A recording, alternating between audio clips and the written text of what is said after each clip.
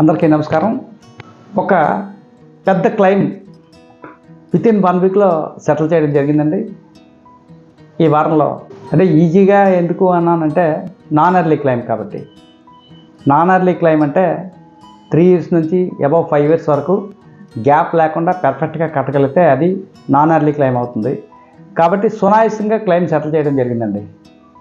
So claim settle అయింది అని ఒక రకమైనటువంటి ఆనందంతో ఉంటే పాలసీ ఇంకో రకమైన బాధ ఏంటంటే ఆ పాలసీ ఆల్రెడీ ల్యాప్స్ అయిపోయిందండి.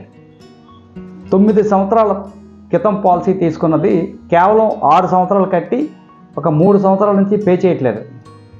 అయినా సరే ఎల్ఐసి క్లైమ్ సెటిల్ చేశారండి. చక్కగా పెద్ద మనసుతో క్లైమ్ సెటిల్ చేయడం జరిగింది.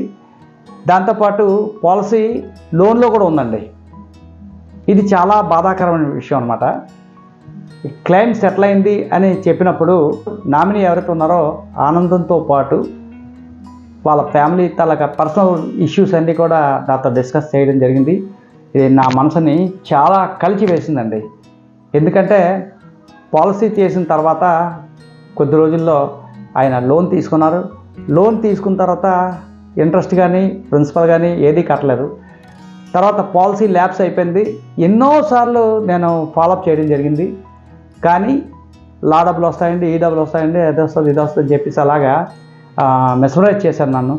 కానీ వాళ్ళ ఇంటికి వెళ్ళి క్లైమ్ గురించి నేను కబురు, అతను ఏజ్ 45 years అండి. సో డెత్ అయ్యారని తెలిసిన వెంటనే నేను పరామర్శించడానికి వెళ్ళాను.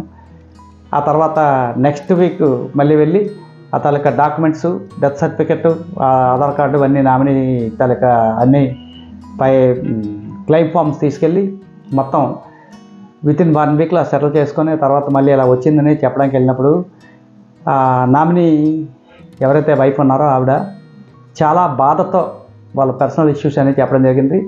ఆయనకి 2 అమ్మాయిలు, ఒక అమ్మాయి ఇంటర్మీడియట్, ఇంకొక అమ్మాయి బీటెక్లో జాయిన్ అవ్వడానికి రెడీగా ఉన్నారు.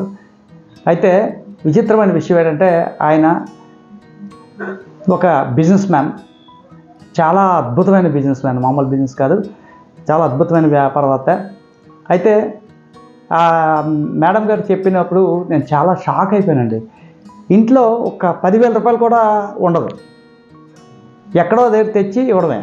తర్వాత ఏంటంటే ఈ ఉండేది 3 floor బిల్డింగ్ అండి. 3 floor బిల్డింగ్లో టాప్ ఫ్లోర్ కన్స్ట్రక్షన్ పూర్తి కాకుండానే ఉండిపోయింది. దాంతోపాటు విచారకరమైన విషయం ఏంటంటే ఈ మధ్యలో 2 sites తక్కువ రేటుకి వస్తున్నాయని చెప్పి తీసుకున్నారట. ఆ సైట్స్ కూడా అప్పు చేసి తీసుకున్నారు.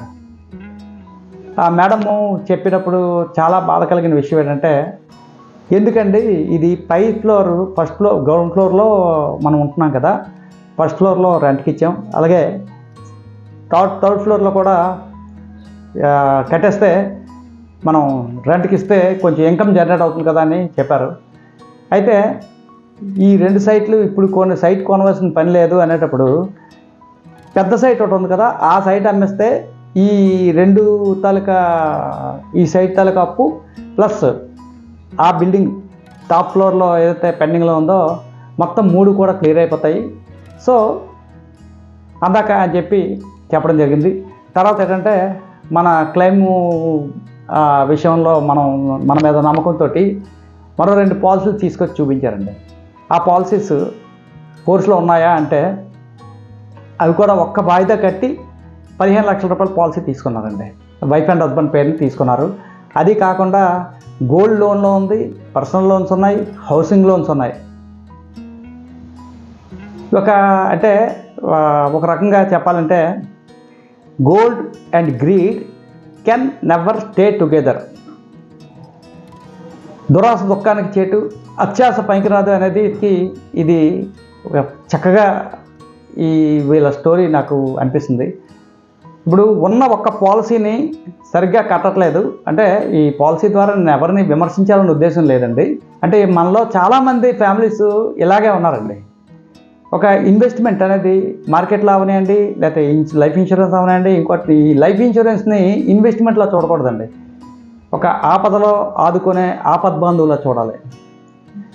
ఇప్పుడు ఏమైందంటే ఆ రెండు సైట్లు అప్పులో ఉన్నాయి. పెద్ద సైటు ఆల్రెడీ అడ్వాన్స్ తీసుకున్నారు, అది ఇంకా సేల్ జరగలేదు. అది ఎన్నాళ్ళు అవుద్దో తెలియదు. ఆల్రెడీ నాకు తెలిసి ఒక 5 వీక్స్ నుంచి ఇదిగో అదిగో అని చెప్పి అది జరుగుతుంది. అట్ ద సేమ్ టైము ఈ హౌసింగ్ లోన్ కూడా తీసుకోవడం. అదేవిధంగా ఈయన సడన్గా ఒకరోజు రాత్రి ఎక్కడో ఫంక్షన్కి వెళ్ళి వచ్చినప్పుడు సెల్ఫ్ యాక్సిడెంట్ బండి మీద జారి పడిపోయి అక్కడే స్పాట్లో అపస్మారక స్థితిలోకి వెళ్ళడం జరిగింది. హాస్పిటల్కి వెళ్ళినా కూడా చాలా డబ్బులు అయితే ఖర్చు అయ్యాయి, కానీ ప్రాణం దక్కలేదు. సో ఇప్పుడు మన కంపెనీలో కాకుండా మన కంపెనీలోనే వేరే 2 పాలసీస్ తీసుకున్నారు.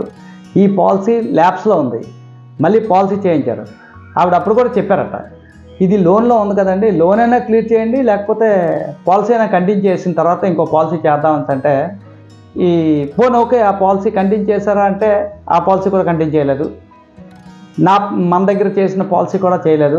అయినా సరే 6 years కట్టడం వల్ల ఏంటంటే దాన్ని రెడ్యూస్డ్ పేడప్ కింద తగ్గించి అది ఒక స్పెషల్ ప్లాన్ అండి, పిల్లల ఎడ్యుకేషన్ కోసం ఒక స్పెషల్ ప్లాన్ చేయడం జరిగింది. ఇదేంటంటే ప్రతి సంవత్సరం కూడా మెచ్యూరిటీ డేట్ వరకు అమౌంట్ ఇవ్వడం జరుగుతుంది. నెక్స్ట్ ఏంటంటే మనకి మెచ్యూరిటీ టైంలో కూడా ఒక బిగ్ అమౌంట్ రావడం జరుగుతుంది. ఇదేంటంటే మనం పాలసీ సమ్ అష్యూర్డ్ అంటే ఏదైతే బాండ్ వాల్యూ అయితే ఉందో ఆ బాండ్ వాల్యూ రెడ్యూస్డ్ పేడప్ అంటే సమ్ అష్యూర్డ్లోంచి number of tenure divide by చేసి ఇప్పుడు ఎన్ని సంవత్సరాలు కట్టారో అది దాంతో భాగించి చేయడం వలన రెడ్యూస్డ్ పేడప్ కాల్కులేషన్ ఉంటుంది. ఈ రెడ్యూస్డ్ పేడప్లో ఎంతైతే అమౌంట్ వస్తుందో ఆ అమౌంట్ సెటిల్ చేయడం జరిగింది ఎల్ఐసి వారు. ఇది చాలా ఆనందకరమైనటువంటి విషయం. వాళ్ళకి బాధాకరమైన విషయం ఏంటంటే ఎమర్జెన్సీ ఫండ్ అనేది ₹1 కూడా లేదండి వాళ్ళకి. ఎంత పెద్ద బిజినెస్ మ్యాగ్నెట్ అయినా కూడా ఎమర్జెన్సీ ఫండ్ అనేది చాలా అవసరం అండి. ఒక ₹10,000 ఫీజు కట్టడానికి కూడా ఈ అమౌంట్ ఇంట్లో ఉండట్లేదు. గతంలో ఎమర్జెన్సీ ఫండ్ గురించి నేను ఒక వీడియో చేయడం జరిగింది. ఎమర్జెన్సీ ఫండ్ అంటే బ్రీఫ్గా చెప్తాను చూడండి. ఇది ఏదైనా అత్యవసర పరిస్థితుల్లో ఒక బిజినెస్ లాస్ కానీ హెల్త్ ఇష్యూస్ కానీ ఏదైనా వచ్చినప్పుడు ఏంటంటే మనకి ఎవరిని అత్యవసర పరిస్థితుల్లో డబ్బులు అడగకుండా మన అమౌంట్లోనే మనం వాడుకునేటట్టుగా, అంటే ఒక ఎంప్లాయీస్ అనుకోండి కనీసం ఒక 6 months ఏదైతే ఎక్స్పెన్సెస్ ఉందో, ఎంప్లాయ్మెంట్ అయినా బిజినెస్ మ్యాన్స్ అయినా ఒక 6 నెలలకి ఫ్యామిలీ రన్నింగ్ ఎక్స్పెన్సెస్ ఏదైతే ఉందో ఆ అమౌంట్ని 6 months అమౌంట్ ఏదైనా FD fixed deposit safe interest రేట్లో మనం ఇన్వెస్ట్ చేసుకోవాలి. అంటే జస్ట్ లైక్ ఒక లాక్లో పెట్టుకోవాలి.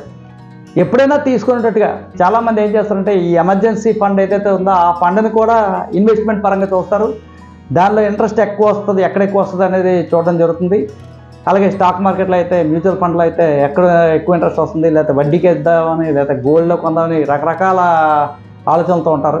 కానీ ఎప్పుడు కూడా ఒక 6 months ఎక్స్పెన్సెస్ ఏదైతే ఉందో మినిమం ఆ అమౌంట్ అయినా మన సేఫ్ ఇంట్రెస్ట్ రేట్లో పెట్టుకున్నప్పుడు ఒక రకమైనటువంటి ధైర్యం ఉంటుందండి. ఈరోజు ఈ వీడియో చేయడానికి గల కారణం ఏంటంటే నేను ఎవరిని విమర్శించడానికైతే మాత్రం నేను ఈ వీడియో చేయట్లేదు. సో మనం చేయవలసిన పనులు ఏంటంటే చేసిన పాలసీలు ల్యాబ్స్ కాకుండా చూసుకోవాలి. మన కుటుంబానికి సరైనంత ఆర్థిక భద్రత ఉందా లేదా గమనించుకోవాలి. అలాగే చేసిన పాలసీస్ ఫోర్స్లో ఉన్నాయో లేదో చూసుకోవాలి.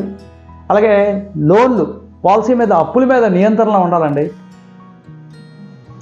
పిల్లల చదువులకి రిటైర్మెంట్ కోసం ఒక సరైన ప్రణాళిక ఏర్పాటు చేసుకొని దాని ప్రకారం ఏర్పాటు చేసుకోవాలి. ఈరోజు అత్యాశ పడితే ఎంత ఇబ్బంది అయిందో చూసారా. సైట్స్ కొనడం తప్పు కాదండి, రియల్ ఎస్టేట్లో పెట్టడం తప్పు కాదండి, స్టాక్ మార్కెట్ ఇన్వెస్ట్ చేయడం తప్పు కాదండి. ప్రపంచంలో ఏ ఇన్వెస్ట్మెంట్ అయినా కూడా ఒక 3 సూత్రాల మీద డిపెండ్ అవుతుందండి. Principles, discipline, proportion. ఈ 3 కూడా పాటించినప్పుడు గత వీడియోలో నేను చెప్పాను. వారన్ బఫెట్ లాంటి కూడా ఈ 3 ప్రిన్సిపల్స్నే పాటిస్తారు. ప్రపోర్షన్ అంటే ఇన్సూరెన్స్కి ఇంపార్టెన్స్ ఇవ్వాలి, అలాగే హెల్త్ ఇన్సూరెన్స్ ఉండాలి, ఎమర్జెన్సీ ఫండ్ ఉండాలి. వచ్చిన చిన్న ఇన్కంలోనే మనం అన్నీ కూడా పార్ట్ పేమెంట్ లాగా అన్నిటికీ సంభాగం పెట్టాలి. మనకేంటంటే last time income minus expenses is equal to savings, ఇదొకటి ఒక సిస్టము. అలాగే income minus savings is equal to expenses. మనకు వచ్చే ఆదాయంలో ఖర్చులన్నీ తీసి పొదుపు చేద్దాం అనేటప్పుడు అది ఎప్పటికీ అవ్వదండి. మనకు వచ్చే ఇన్కంలో ఫస్ట్ సేవింగ్స్ తీసిన తర్వాత ఖర్చు పెట్టుకోవాలి. ఎందుకంటే నేటికి ఇలా చేయలేకపోతున్నారు. ఇలా ఎందుకు చేయలేకపోతున్నారు అనేది కూడా ఈరోజు నేను income minus savings equal to expenses అనే దాని మీద కూడా వీడియో చేయడం జరిగింది. ఎందుకు ఇలా చేయలేకపోతున్నారంటే వాళ్ళకి అవసరాల కన్నా ఎక్కువ అప్పులు చేస్తున్నారండి. అప్పులు చేయడం వలన లాభం పొందేది బ్యాంకులండి, అలాగే ఫైనాన్స్ సంస్థలు లాభం పొందుతాయి. పొదుపు చేయడం వలన ఏంటంటే మన ఫ్యామిలీ హ్యాపీ ఫీల్ అవుతారండి. దీనికి ఎగ్జాంపుల్స్తో సహా నేను ఒక వీడియోలో రీసెంట్ వీడియోలో నేను పెట్టడం జరిగింది. ఆ వీడియో కూడా లింక్ పెడతాను నేను. సో 8 ఫండమెంటల్ రూల్స్ ఎవరైతే ఖచ్చితంగా పాటిస్తారో ఈ ప్రపంచంలో వాళ్ళే సక్సెస్ఫుల్ అవుతారని ఖచ్చితంగా చెప్పగలుగుతామండి. సో మీకు సరైన భద్రత ఉందా లేదా మీరు చూసుకోండి. మీరు ఎలాంటి తప్పులు చేయకండి. ఈ వీడియోలో కంటెంట్ నచ్చితే లైక్ చేయండి. ఇది చాలా ఇంపార్టెంట్ వీడియో కాబట్టి వీలైనంత మందికి షేర్ చేయండి. అలాగే నా ఛానల్కి సబ్స్క్రైబ్ అవ్వండి. ఇన్ఫర్మేటివ్ వీడియోలు ప్రతి వారం ఒకటి చొప్పున రిలీజ్ అవుతుంటుంది. Thank you very much. మళ్ళీ ఇంకో మంచి వీడియో కంటెంట్తో మళ్ళీ మేము ముందుంటాం. అంతవరకు సెలవు. Thank you very much.